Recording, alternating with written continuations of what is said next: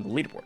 I mean, you start off slow, maybe kind of stay consistent, and then at the end of the day, you want to make sure that you're getting yourself a portion of that pot of gold here at the Shamrock Showdown. And what better way to kick off map number 3 than to start off with map number 2's winner, Fnatic's Moon Ride. And you can kind of get a lay of the land. Typically, you will see zones encompass a large majority of the maps initially, and you can see their strats are to immediately start pinging 2 different vehicles. I believe it was Moon Ride Goj that we saw early on in map number 2 that were taking the multitude of vehicles and kind of rotating with all of them.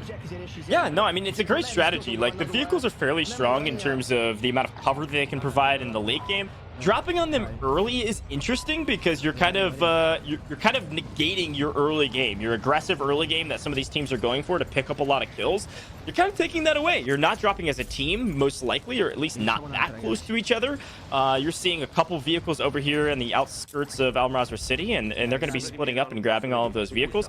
These vehicles are going to be super helpful for the mid-game rotations in the late game. They're not going to be helpful in the early game to grab eliminations. So I don't mind the strat. As we take a look at the leaderboard whenever it comes in, I'll be curious to see what their total score was after map 1, because just getting that 2 times multiplier isn't what you need to win this tournament. You need a sizable amount of elims. We saw, Joewo squad grab first in map number 1 with 13 elims, which is a sizable amount. And they were in 3rd after map 1. So it wasn't even enough to put them in first just by winning. So something to keep an eye out for. We love our Italian Demon squad, but we got to make sure we put up a ton of elims as well to match our placement success. Of course, we got Sparrows on your screen. One of my favorite places to drop and loot are those gas stations that are kind of all about Al Mazrah. They're a great way to land if you need a regain, but typically their first hit have so much kind of cash lying around, and if you need to get a weapon early on or maybe buy like a loadout marker, or like you want to get some UAVs. Now granted, we talked about it, you brought up a good point. 1 typically per buy station is a UAV and a counter UAV, so it's really tough. You kind of have to navigate all the different buy stations. And I mean, if we're going to dolphin dive into a little bit of a white vehicle here, this car, there's no way it has any traction throughout Al Mazrah. It is not a good vehicle. And I think there's like a Jeep Cherokee as well, also not a good vehicle. Traction does not exist in those. Yeah, that's the thing. Like, vehicles are great for cover and rotating. I don't know why I said it like that, but rotating when there's not a lot of cover, because you can utilize them for that, and you can obviously rotate very quickly. But they are a bit hard to control. I gotta say, you're kind of driving them on ice. It feels like at times. But speaking of getting some people on ice, thin ice. Wow, Mayapo goes down very quickly from DJ Moss, who had the better angle up on the high ground inside the window. Plays the heady. We'll see if maybe Otter and teammate can stay alive, but Iceman Isaac looks like he's in trouble as well, as we see Mayapo in the glug versus Noobs. This is going to be a tough one. Not a matchup that I want to take in any way, shape, or form. Throwing out the snapshot grenade to get some information. I don't believe it connected, but going to double down, looking for the head peaks. That's everyone's kind of strat here in the Gulag, is to navigate the head peaks, maybe even shoot through things if you have the ability to. But let's see. Going to find some shields. No shield crack just yet. Probably very similar on health advantage. Gonna break out the 50 cal. I don't mind it. You hit that headshot, he might go down. I mean, those things hit with a punch.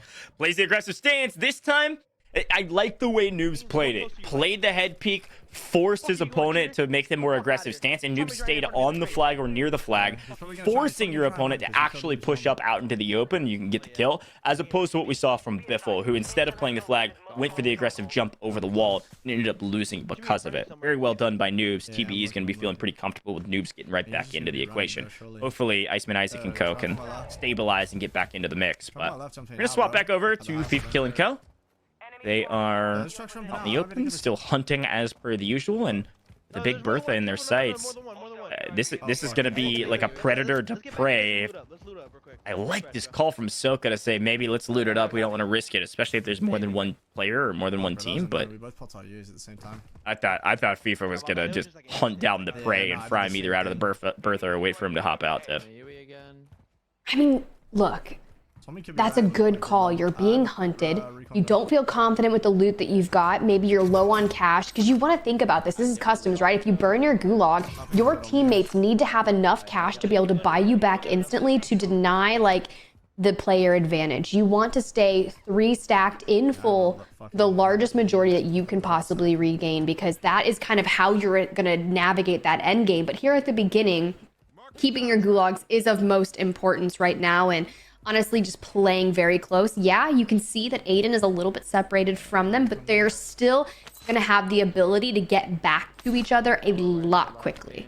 And I feel like they're relatively kind of safer in here. Yeah, that vehicle that they were kind of looking at may have pulled up, but just got to stay engaged.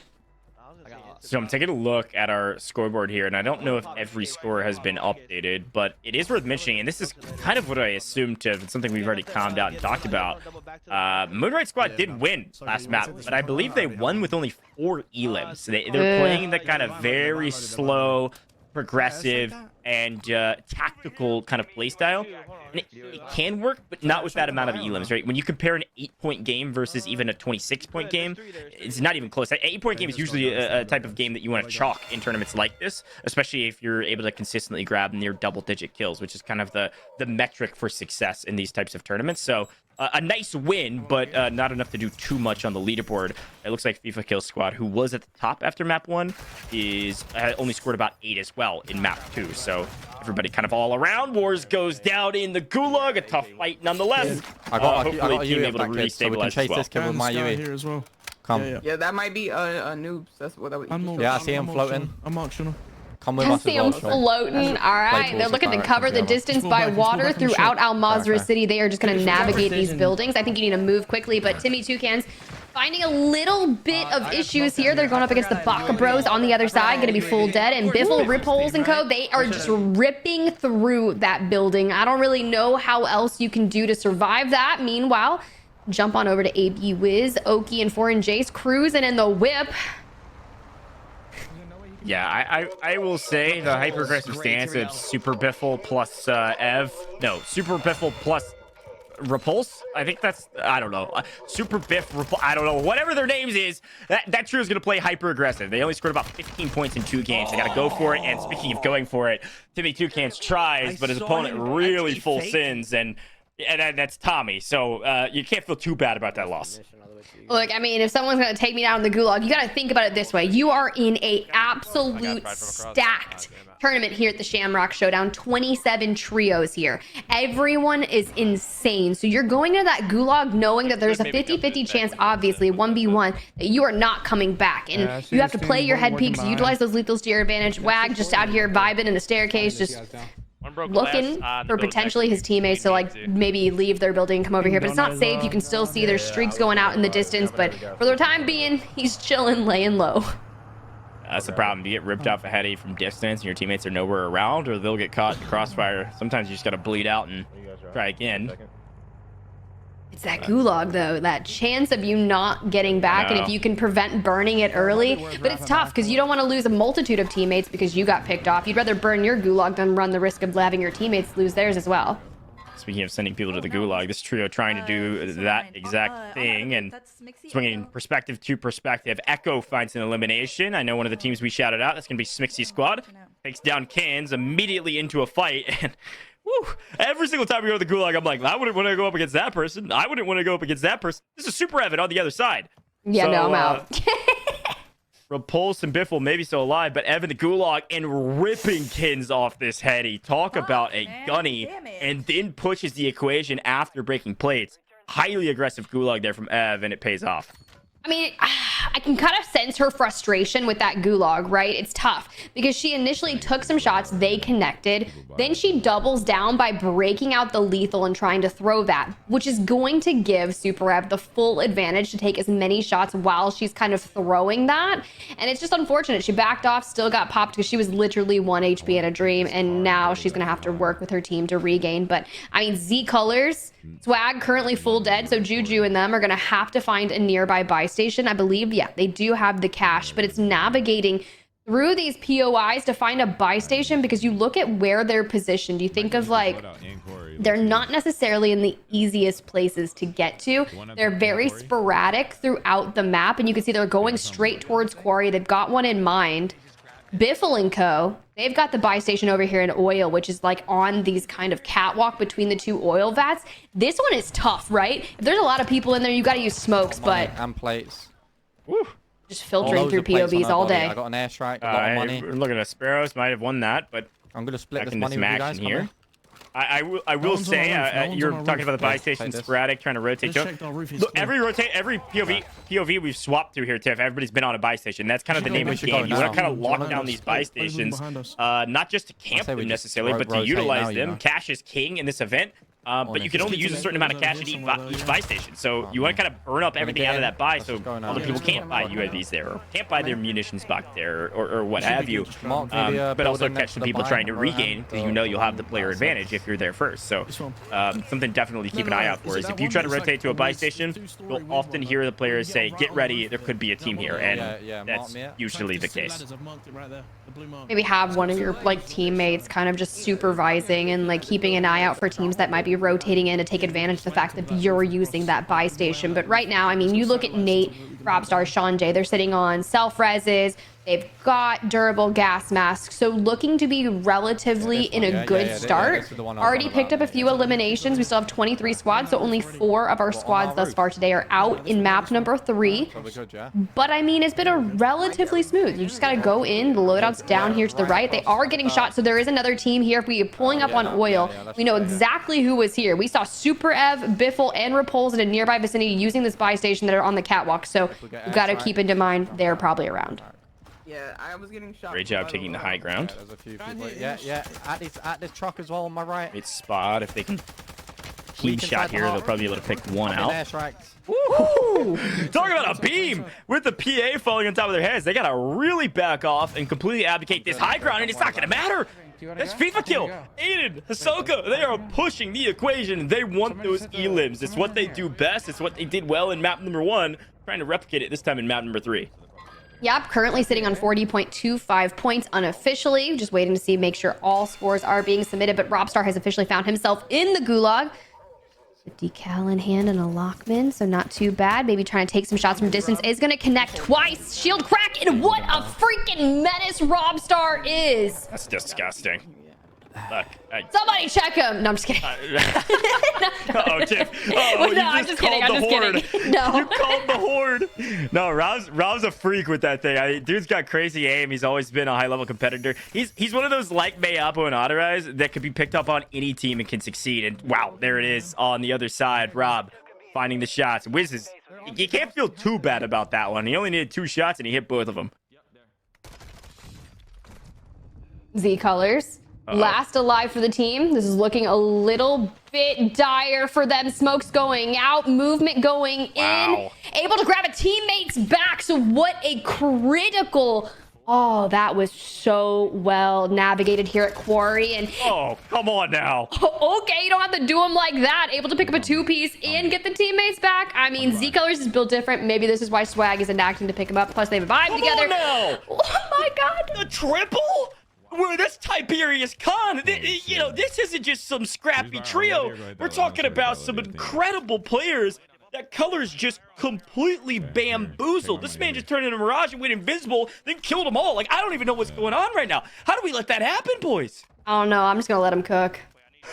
That was crazy. Nice 3-piece. Everybody's back on the map. The situation looked horrible for this trio. Colors was down to no plates. But the smokes allowed him to relocate out, and they just completely lost sight of him. He caught an angle. Vaznev looking clean, I'm not going to lie.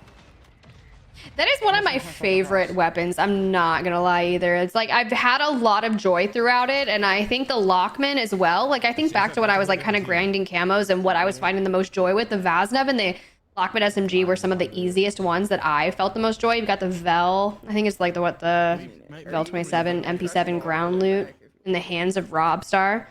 He's just gonna lay on top of this oil. I mean, I don't blame him. He knows there's a lot of people around here. He does have the cash to get his teammates back, but look at the resources. Really doesn't have much. Look how many. Yeah, some people swear by the Vel or quote unquote the MP7 in the most recent update. Hisoka said, and I quote, well, I guess I can't quote the whole thing. It is dog. It's not good. But if you gotta use it, you gotta use it, especially if it's ground load. He does not swear by the custom Vel. so don't buy into the hype. A lot of people like to post stuff on the timeline. Joewo said DMR meta was back for a second, and everybody started cooking him because he had a great clip on it because he was hitting some headshots. But are you talking about the new marksman? yeah, it takes sniper rifle ammo. It's good, but you basically can't miss, or you're gonna be in trouble. Well, we do realize that we're talking about Breadman here, so I can see why he would be the one claiming DMR meta is back, because he likely doesn't miss. Man is an absolute menace. If you see him in the lobby, he's going by honey mustard. So keep your eye out. I think it was Joe and Brad talking about it too, so they both were hitting the clips. But we can see, you know, we've talked about the strat a couple times, using the vehicles to rotate in the mid game. We have officially entered the mid game. You know, third circle. This is where you want to set up for your end game, right? You're not too worried about grabbing eliminations right now, unless you need to.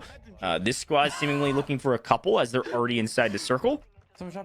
Comms maybe a bit more lively. A laugh is good to hear from Scummin, rather than an exclamatory phrase or maybe multiple in a string of words. But can't tell if it's like a sarcastic laugh or kind of what we're getting. Right. I mean, when it's Scummin, you literally never know what you're going to get. But he's teamed up here with Unrational and Rated, and this is a very interesting squad. Like, they are all incredibly talented. You can see they're completely kitted out. They're setting themselves up for success here in map number 3.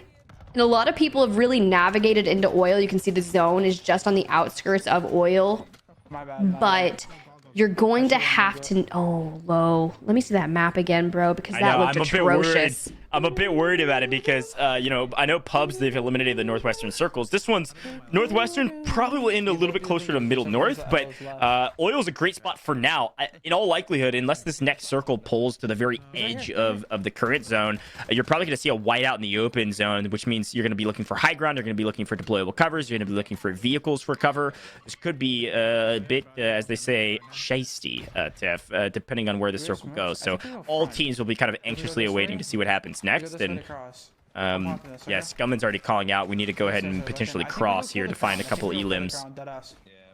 It's really tough. There's so many windows in this building, and they're just kind of getting peppered through a multitude of them. They're going to sink down to the bottom. Like, this is not a bad rotation in any way, shape, or form. And sometimes I forget about the bottom of oil that you can kind of navigate through, but they're going to find resistance here. So they are just going to essentially jump around every corner trying to get them down. They are going to be able to... It's going to be noobs. Bro, noobs, what are you doing down here in the trenches, my man?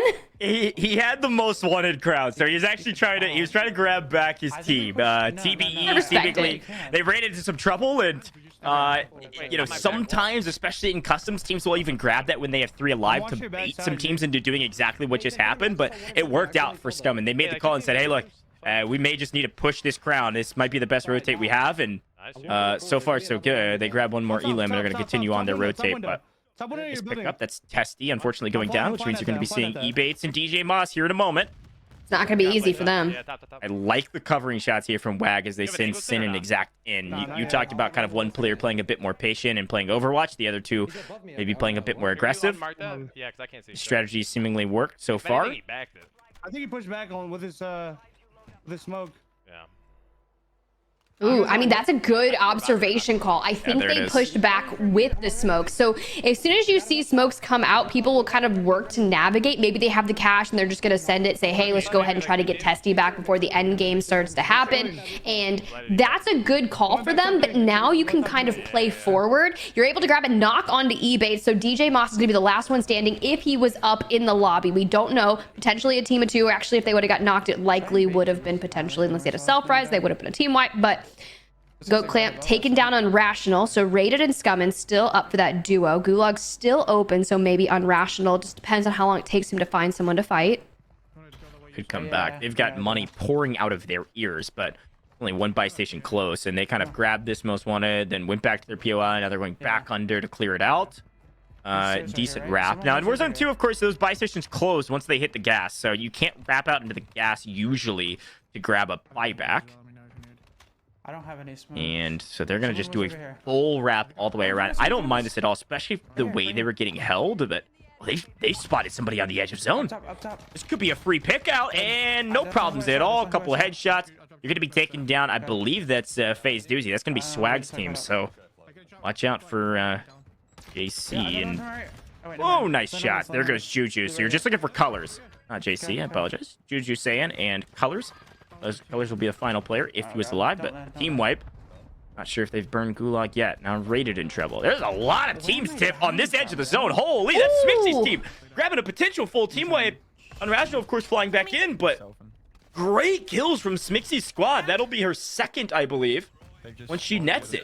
Huge take on the edge of zone, working out in their favor. Look, I'm not gonna lie. Echo and Smixy, last alive for their team, are gonna be playing so well in tangent with each other. You can hear their comms are going to be flowing back and forth as they kind of navigate their next rotation into the zone. They do have the cash, but they're going to have to find a buy station to make that happen. But let me just tell you something. I don't want to say this because like I played a tournament with Echo, right? And I'm not going to lie, he definitely carried a little bit in one of the custom maps that I went through, and we did get a map win. So, I mean, I'm not saying if Echo can carry me through a victory, you know he can hold his own in this lobby. So my man's, I'm glad to see him get his time in. I'm glad Smixy picked him up because I feel like they're going to be able to like just completely roll this side of the lobby with themselves. I will just go ahead and negate the caster curse by saying they're about to die. How about that? That I way like that for you. That way you can blame it on me rather than you taking the blame if they do fall in a moment. But Go Clan, this is one of the teams that was holding Unrational squad a moment ago. Was able to grab actually Unrational before the rotate out by coming and raided. All three alive. This is Jesus on your screen currently, and Italian Demon playing with two Mexico players. They're able to find both, no problem. That's Nick and Picnic, who seemingly stabilized after getting dunked on by Colors. Stabilized for too long, though. They're not even in the kill multiplier. We're into the fifth circle, about to be in, and we still have 16 teams left here, Jeff, as the Gulags finally closed. Scumman should theoretically be coming back after maybe a free Gulag. Gulag's now closed, but let me think. Jesus looking at the edge of zone. They are going to have to kind of rotate out in the open. 3, 2. They do see one. Team shots, potentially, but I think they could bide their time a little bit, being that would be on the outside of the zone. Get to the next zone and look back and hold some of these other teams trying to rotate in. And that's a great call out. This rocks, wall, any of those spots would be solid. Come, boys, come. I mean, this circle is looking really tough, but you got Sparrows and JC Baby with the ring at their back, so they cannot afford to stop. They do not have gas masks. They're out of armor. Yeah, ducking through the gas station to try and pilfer and see if there's any usable loot, able to kind of knock on a Scumman, so they will be fighting it out through the outskirts, but you have to keep moving. Look, I'm not surprised to see Sparrows rocking a Lockwood right now because it's Sparrows and he's quite good at it, but color me a little bit surprised. Like not a meta gun, I will say that. But certainly, especially if you break plates already, I mean, it's a great weapon to utilize, and it's got a quick ADS time. Could be a ground loot weapon that he found. That's a fantastic find on the ground. These are probably somebody's loadout weapons that had previously perished. So he is going to drop the Lockwood. I was just making sure. Sparrows would be the one player that would be running a Lockwood potentially as a primary weapon on purpose. Might have just been looting back up after coming back in from either a buyback or a Gulag victory. But on the edge of zone, there's a team here. See you later, Swagg. Unfortunately, going to go down. Did barely achieve the 1.1 times multiplier. And Tiff, I can officially say we've entered the end game. Thanos might not be here, but we're here. I don't know what the heck just happened. Bro was able to loot up, live through that rotation, kind of in and out of the ring. Right. And the next thing you know, a man is literally on top of him. But Mayapo, Iceman Isaac, and Otter Eyes, 3 manning this rotation just on the outskirts of the next zone, which I like because you can kind of hold out the teams that are potentially going to be leaving. And you can see right now, smoke's going out, lethal's going out. Want to make sure that no one is going to be able to lay siege to the building that they're holding. That's the issue of holding a building just outside a zone with a buy station in it. You know people are going to want to play for this spot. But one goes down. Oh, good Vortex. A good trade, but there's another one up above. Oh, the Italian demons. No, this is Blade. Blade, Vortex, Savvy Ultras come in and grab the squad wipe. A very tough fight to win, but not only having height advantage, but just play the aggressive role and got the first knock. A decent trade, but unfortunately, Iceman Isaac, Mayapo, Otter Eyes fall. Limax and Christy having to play together, I believe, unfortunately, Destroy didn't make it into the lobby. But Duo doing well to stay alive and into the multipliers. Seemingly with at least one a limb. Not a couple more than that. They have the skinny edge of the zone here, so they could probably creep their way in. As long as Limax plays a little bit of Overwatch, Chrissy can make a wrap here. Saw one player off in the distance up ahead inside the center of zone, but got this half wall that Limax is on that actually might be enough cover and just barely inside the zone. It's good for now. It's not going to be good later when you have to move, though. Yeah, I think just playing it very slow. There's still some vehicles out and about, so you want to try and avoid that. And they are wrapping straight to where Chrissy is. She needs to bide her time. She does have that durable gas mask that'll allow her just to tank it a little bit because there is no area for her. And now that I say that, 2 vehicles have entered the equation, and now she has an open field. Man, this is going to be one of the toughest rotations I've ever seen. Limex just a little bit further left of her and a little bit further north, able to begin that process, and the car is coming back, and Blade from the sky, able to make comms, unless I believe maybe his teammates also in the air with him. Yeah, I was gonna say, assumedly there's gonna be a decent amount of people floating in the air because Oh, we're look at him. very late. Potentially off of the last buy station, bought back some Mad Max vehicle warfare going on below us. Chrissy's still up, still alive, and I was gonna say you grab that vehicle and join into the fray because it's gonna allow you to wrap and try to get to cover. As long as you get hit by these mortars, vehicles all around, find some cover, and they're just gonna join the fray here with the vehicles at the end. This is definitely a different final zone than we've seen back and forth. But look, the vehicles provide a sizable amount of cover, but if there's a full team shooting at you, you're gonna be in trouble. Chrissy able to just barely get out alive. Oh. If this is pure chaos. But Yo, is she gonna be able to do this? I like it. I mean, especially when the multipliers are coming into play. If you have a decent amount of kills, this is the way to go. Could make it to top 5 here. Jumps into the crater. Bro, I'm seeing bodies flying from these explosions. That car just got yeeted. I was literally thinking that car was going to double back, but the fact that Chrissy's able to get the res off onto Limax and still find a knock from the player on the top, this is beautiful. They are literally inside a crater here, Goj. Chrissy and Limax as a duo. We were talking about what a grinder Limax is. Chrissy, just an absolute menace of her own. This is what the difference of her playing on kind of that North American ping is, other than playing from Australia. But Limax, obviously from Australia as well. And FIFA kill back up in the lobby still. So this is tough because look at that Blade going down. FIFA kill not only in the lobby and inside the top 5, make it the top 3. FIFA by himself sitting on 7 eliminations. I said this was a team to watch, and on paper they've won almost $1 million in this title combined between Aydan, FIFA, and Soka. 2 alive. Aydan and FIFA trying to win it. It's a 2v2, at least one in the vehicle next to him, and I think might be out of resources in the AR, at the very least just taking the close range gunfights. MP5 in hand. Vehicles all over the place. Aydan's got a little bit of high ground. That's coming in on Rational. Not only a victory, but a victory over some stiff competition. Tiff, I saw it. I'm doing the math in my head. I saw 19 eliminations again, this time with a victory. That's the best team of the day with 38 points. I mean, look, can someone fact check Goj for me, please? I need a fact checker in chat to make sure that Goj is doing the math properly. But no, I'm gonna take it with a grain of salt. I believe that you are probably correct in that, but congratulations to FIFA. Withstanding that end game was so incredibly tough. It has to think like